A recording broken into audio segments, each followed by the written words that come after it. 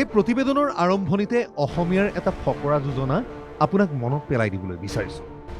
আছে গৰু নাবাই হাল, থকাতকৈ নথকাই ভাল। গুৱাহাটীৰ কোটিটকীয়া অভিলাষী ট্ৰেফিক মেনেজমেণ্ট ছিষ্টেমো ঠিক তেনেকুৱাই। সেই কথা আখৰে আখৰে কেনেকৈ মিলি যায় যদি চাব বিচাৰিছে বাস্তৱত, তেন্তে চাওক এয়া। দৃশ্য গণেশগুৰিৰ তীব্ৰ যান-জঁটৰ বাবে আবদ্ধ এম্বুলেন্স। তীব্ৰ যান-জঁটত আবদ্ধ কেইবাখনো এম্বুলেন্স। চাওক দৃশ্যকেইটা। অপৰিৱৰ্তিত গুৱাহাটীৰ যান-জঁটৰ সমস্যা, অসাৰ কোটিটকীয়া ট্ৰেফিক মেনেজমেণ্ট ছিষ্টেম। অভিলাষী প্ৰকল্পই লাঘৱ কৰিব নোৱাৰিলে গুৱাহাটীৰ যান-জঁট। কোটি টকা খৰচ কৰি গুৱাহাটীত লগোৱা হৈছিলে ইণ্টিগ্ৰেটেড ট্ৰেফিক মেনেজমেণ্ট ছিষ্টেম আৰু কোৱা হৈছিলে যে এই ট্ৰেফিক মেনেজমেণ্ট ছিষ্টেমে লাঘৱ কৰিব গুৱাহাটীৰ যান-জঁট, অৰ্থাৎ অপৰিৱৰ্তিত আজিও গুৱাহাটীৰ তীব্ৰ যান-জঁটৰ সমস্যা। সময়ত পাব লাগে গন্তব্যস্থান, কিন্তু ৰাজপথত পইমান লগাই যান-জঁটে আৰু এনেকৈয়ে বহু সময় ধৰি আবদ্ধ হৈ থাকিব লাগে ৰাজপথতে। উৎকট গৰমৰ পৰা সামূহিক পৰিত্ৰাণ পাইছে ৰাইজে, ৰাজপথলৈ ওলাই আহিছে মানুহ, কিন্তু তীব্ৰ যান-জঁটে আকৌ আমুৱাইছে গুৱাহাটীবাসীক। গুৱাহাটীৰ প্ৰান্তে প্ৰান্তে এতিয়া তীব্ৰ যান-জঁট। কাৰণ ভীষণ যান-জঁট গুৱাহাটীত। এই যান-জঁটৰ সমস্যাৰ সন্মুখীন হৈ অহা একাংশ যাত্ৰীৰ ক্ষোভ।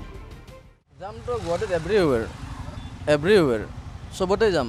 এইটো মিনিংলেছ, যিটো মেনুৱেলটো ঠিক আছে। লাইটিঙত নচলে, লাইটিঙত হ'লে আপোনাৰ ৰাস্তা ডাঙৰ লাগিব, গুৱাহাটী চিটিত নহয়। বেলেগ চিটিবিলাকক চাই পেলাই কৰি লাভ নাই। যান-জঁট মৰা নাই।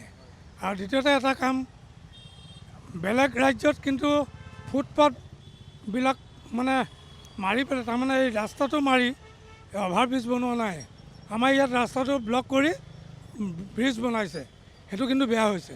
চাওক, চৰকাৰতো প্ৰজেক্ট আহিয়ে থাকে, প্ৰত্যেক বছৰে প্ৰত্যেক চৰকাৰৰ প্ৰজেক্ট আহে, কিন্তু সেই প্ৰজেক্টবিলাক কিমান সফল হৈছে সেইটো লাষ্টত চাব লাগে। যেনে এতিয়া যদি এয়া যান-জঁট হৈছে, প্ৰজেক্ট অহাৰ পিছতো হোৱা নাই। গুৱাহাটীৰ এই দীৰ্ঘদিনীয়া যান-জঁটৰ সমস্যা সমাধানৰ বাবে গুৱাহাটীৰ ৰাজপথত কাৰ্যকৰী হৈছিল ইণ্টিগ্ৰেটেড ট্ৰেফিক মেনেজমেণ্ট ছিষ্টেম। কিন্তু এই অভিলাষী প্ৰকল্প গুৱাহাটীৰ ৰাজপথত অসাৰ। আমি নহয়, আমাৰ কেমেৰাত বন্দী হোৱা দৃশ্যই তাক প্ৰমাণ কৰি দেখুৱাব। কোটিটকীয়া এই প্ৰকল্পই কোনো যান-বাহন আৰক্ষী নোহোৱাকৈ অট'মেটিকলি ছিগনেল পৰিচালনা কৰিব, কিন্তু সেই ক্ষেত্ৰতো বিফল এই কোটিটকীয়া ট্ৰেফিক মেনেজমেণ্ট ছিষ্টেম। অট'মেটিকেলি নহয়, মেনুৱেলি পৰিচালনা কৰিবলগীয়া অৱস্থা এতিয়া। চাওক এই দৃশ্য। এই যি ইণ্টিগ্ৰেটেড ট্ৰেফিক ছিষ্টেম, এই ছিষ্টেমৰ জৰিয়তে তেওঁলোকে অট'মেটিকেলি যিসমূহ ট্ৰেফিক ছিগনেল লাইট আছে সেইসমূহ কণ্ট্ৰল কৰাৰ কথা আছিল। কিন্তু আজিৰ তাৰিখত কেনেদৰে চলিছে এই ইণ্টিগ্ৰেটেড ট্ৰেফিক ছিষ্টেম? এজন আৰক্ষী বিষয়াই নিজেই হাতেৰে কণ্ট্ৰল কৰিবলগীয়া হৈছে এই যি অট'মেটিক চলিবলগীয়া ইণ্টিগ্ৰেটেড ট্ৰেফিক ছিষ্টেম।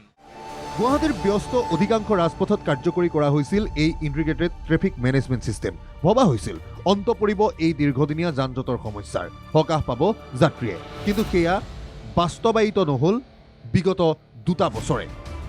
এক কথাত অসাৰ কোটিটকীয়া এই অভিলাষী প্ৰকল্প। ভিডিঅ' জাৰ্নেলিষ্ট আছিক আহমেদ, গণেশ কলিতা আৰু ৰাকেশ বৈশ্যৰ সহযোগত ৰবিউল আলম, প্ৰাঞ্জল বৰুৱা আৰু লক্ষজিৎ বৰুৱাৰ ৰিপৰ্ট, NKTV+।